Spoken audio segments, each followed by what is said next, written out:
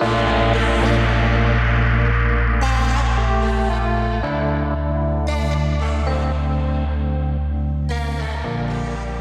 guys, welcome back to this new episode of the mix breakdown of All in Your Mind by Zoe Z.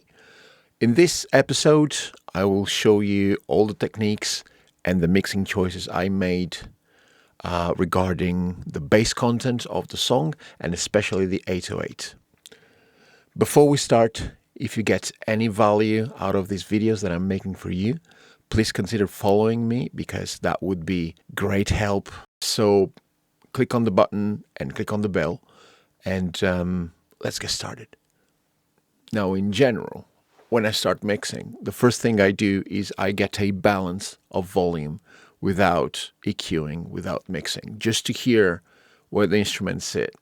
I do a bit of gain staging just to make sure that I don't burn all my headroom. And then I just turn up all the virtual faders and see where everything lies and where everything stands. Obviously, if you go look at episode number 1, you will see what my mixing desk looks like and what my choices are in terms of routing and all the stuff. I am now going to play you a tiny bit of the vocal line. And then I'm going to play you the 808 and I'm going to show you how they interact with each other. This is the chorus. Oh, we could have it all, but I've been here before. Don't wanna claim I feel it if I don't know where you go. Go at night. Oh, we could have it all, but And this is the 808.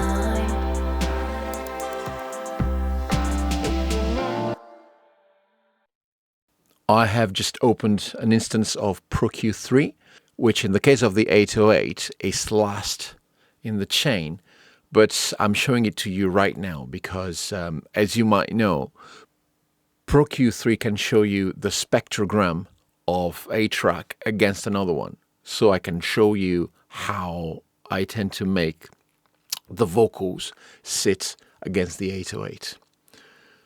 And I'm going to do just that. I'm going to play the vocals and the 808. oh, we could have it all, but I've been here before. Don't wanna claim I feel it if I don't know where you go. Go at night. Oh, we could have. I love Pt.4. Now, as you can see, this is where the vocals start. And this is the first harmonic.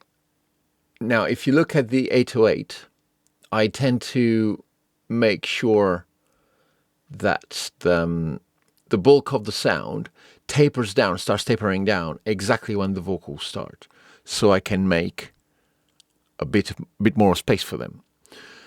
Pt.4 shows you if there are frequency clashes and masking. In this case, there's a bit of overlapping frequencies in this area, but I tried to clean up the voices a bit more and they kind of tended to lose presence, so I couldn't touch them too much. And then I tried to clean up the 808 by moving the low pass backwards. But that would have made it too weak. So I decided to just keep it as it is. If you look at the EQ profile of the 808, I have cut around 4 dB in this area, which is 730. And I did that because by looking at the spectrograph, I can see that this is the first harmonic of the vocal. Oh, we could have it all, but I've been here before, don't wanna claim. And that's where a lot of the fundamental energy of the vocals are. So to make sure that they jump out and are in the front of the mix, I will cut frequencies away from other instruments, and especially the 808s, because it's so dense, just to make sure that there's nothing fighting against that specific area of the vocals. Obviously, in the case of Zoe's vocal, on this recording, it's 700. But never trust anyone who tells you, oh, if you want vocals to jump out, you just need to cut or boost that frequency, because all recordings are different. So look at the shapes on the Pro Q3, or if you have enough experience, trust your ears. And always look up for the key frequencies. Normally, if you look at the vocals, Oh, we could have it all, but I've been here before, don't wanna claim. I feel it if I don't know where you go. you have a first hum, and that's the fundamental of the vocal. So it's the root of the note. And then you have another hum just next to it, and that is the first harmonic, and that's the second harmonic, and that's the third harmonic. Second and third is where the source is, in my opinion. So remember to subtract with your EQ from the instruments that are fighting with the vocals. And now let's start from the top of the signal chain for the 808. Actually, before that, there is this instrument at the top of the arrangement, which is only meant to support the piano. This is the Fender Rhodes at the beginning.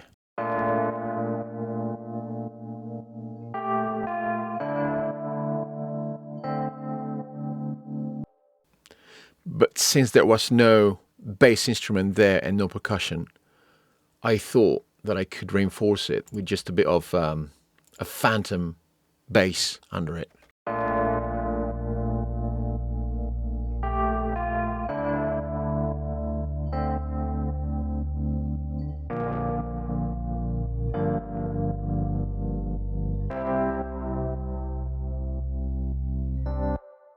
Just to give it a bit more girth.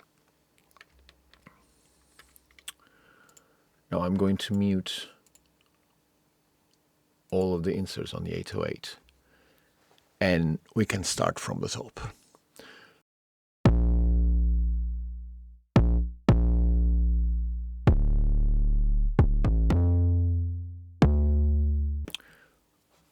What is important about 808 is choosing the right sample. In this case, I chose something with a big sound, but also a very pronounced attack. See, it's slightly spitty at the beginning. That helps it translate through small speakers. So the first thing that I wanted to do with the bass is to make sure that it had dimension. One of the most difficult things to do with the bass is to have something that's very central in the low frequencies, and then it slightly opens up in the upper part of the frequencies so that you have a nicer, wider sound to make it more interesting. And generally people do that by stacking two bass sounds, one on top of each other, and then dovetailing the frequencies, where you have a mono instrument as a sub and then a stereo instrument as a top. But I wanted to challenge myself. So what I've done here, I have taken a stereo delay effect to create the Haas effect. Now, what's the Haas effect? The Haas effect, you have it when you slightly delay one of the two sides of a stereo signal and that makes sure that it becomes wider. Now you have to do that very carefully because you can get things out of phase real quick, and that doesn't translate very well to a professional mix. But the theory says that if you stay under 30 milliseconds of difference between the left channel and the right channel, the human ear doesn't perceive it as two different sounds, but it will be the same sound. Hint, hint, this is also what you do with slapback delays and reverbs. So here's what it sounds like.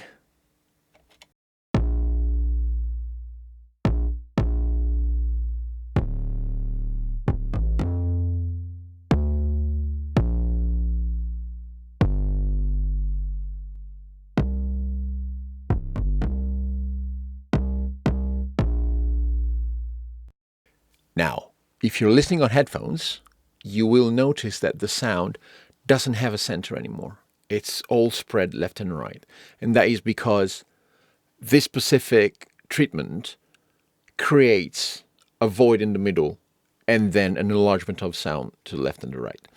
But as we have established, a good bass sound is mono in the low end, and then it opens up, the higher as you go with frequencies. So my second plugin is the A major, which is very much like you have the same in Ozone 9.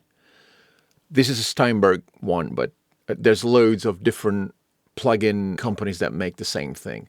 You split the signal in frequency ranges, and then you can decide how wide or how narrow you want the sound and how you want it panned.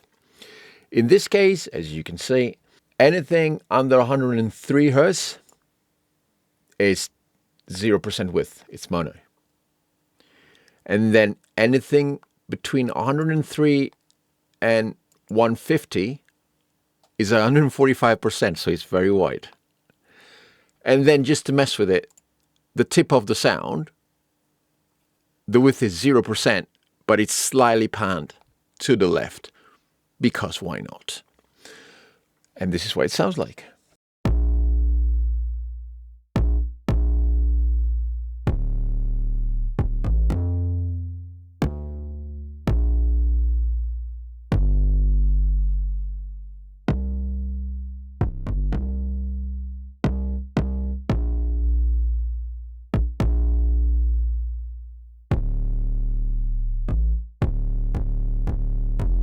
I took a gamble by being so deliberate with the widening of the frequencies because the goniometer, here kind of writes towards, the minus side of it. But it sounded good, and I double checked it in mono, and it sounded all right. So I said, why not? But always be very careful when you play with phase, because you might have a lot of issues. Again, the reason why I chose these frequencies on the spectrum is not because I know that bass starts 100 Hz, but because, look, let me play for you.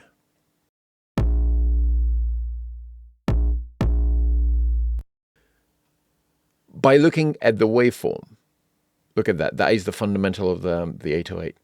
This is the first harmonic. This is the second harmonic. And so on and so forth.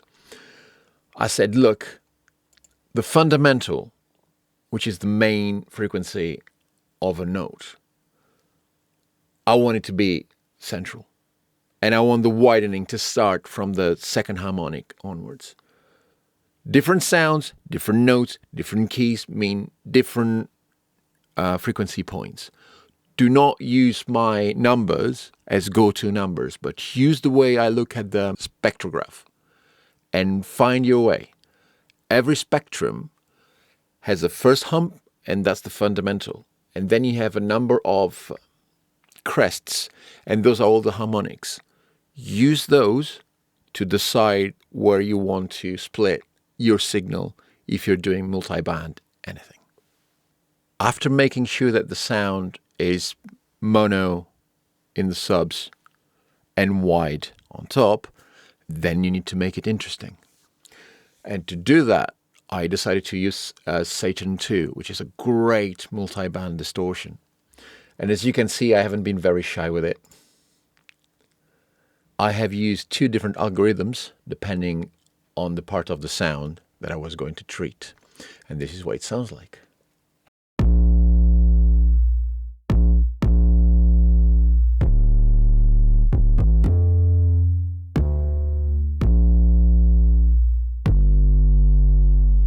As you can see again in this case, I put the crossover after the first harmonic just to make sure that the body of the sound has the warm tape algorithm on it, and then the top is gentle saturation.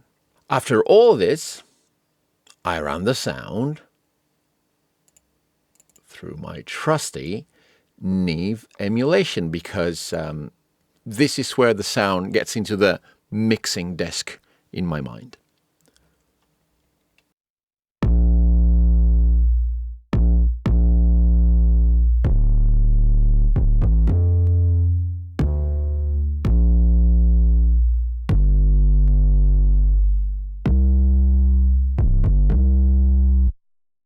The classic quintessential Neve sound is soft, it's spongy, and I can hear it in the texture of this sound. Whenever you run a bass sound through a Neve device or a digital replica of a Neve device, you get this beautiful softness, lush aura around the sound. And in the case of this processor, I distort the crap out of it, and also I low pass at 4K because with bass instruments, especially in 808, I don't feel like you need a lot on top of it. After the preamp stage of the mixing desk, air quotes, we go to the EQ section, which again is the emulation of a Neve Portico unit. And the only thing that this does is to add a lot of bass information to the 808. As you can see, it's plus 12 from 120 and below. And this is just to make the sound big.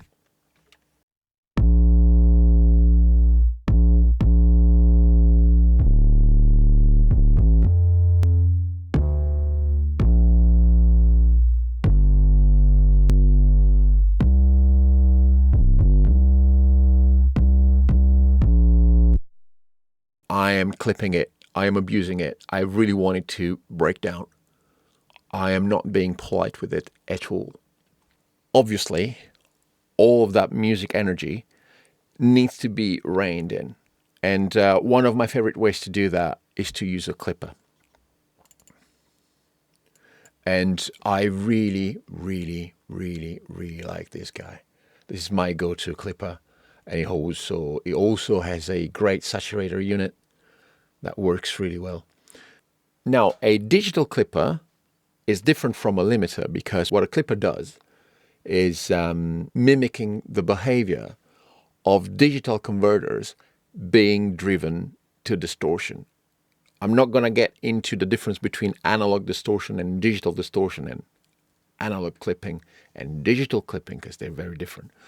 At some point, some people discovered that driving an audio interface to clip created a distortion that was very, very, very useful to contain very quick peaks and transients, but you need to use it sparingly because it can destroy your sound pretty quickly.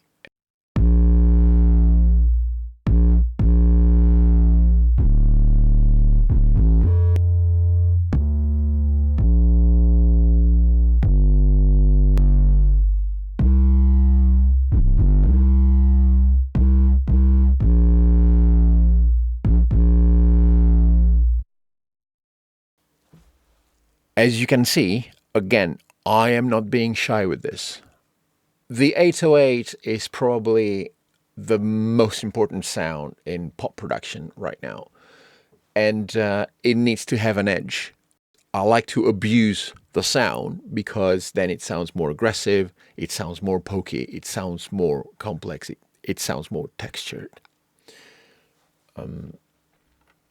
After that, obviously, I need to still contain the sound. And I do that by using the good old Renaissance Axe stereo by Waves. It's a compressor that also adds some harmonic texture to.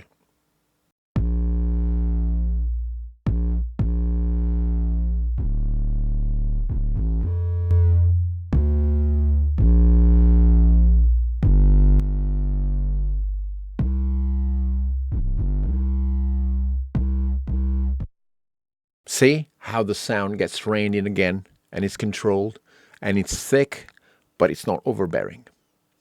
Finally, the Pro Q3 that I showed you in the beginning. So from bottom to top, I just rolled away everything under 10 Hz because we don't really need it. And then there's a bit of sound control around the 100 Hz area, just to make sure that it's not too overbearing in this case. Then this is the dip that I made to accommodate the second and the third harmonic of the vocals. And then I find that around this area is where you boost if you want to make sure that the 808 is heard on small speakers.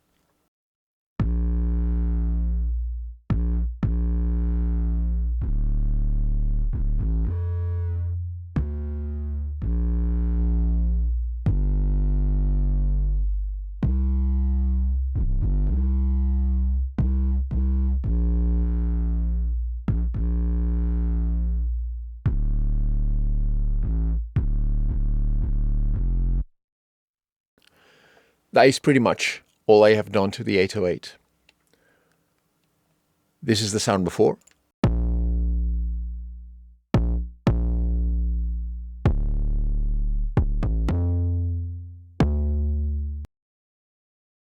And this is the sound after.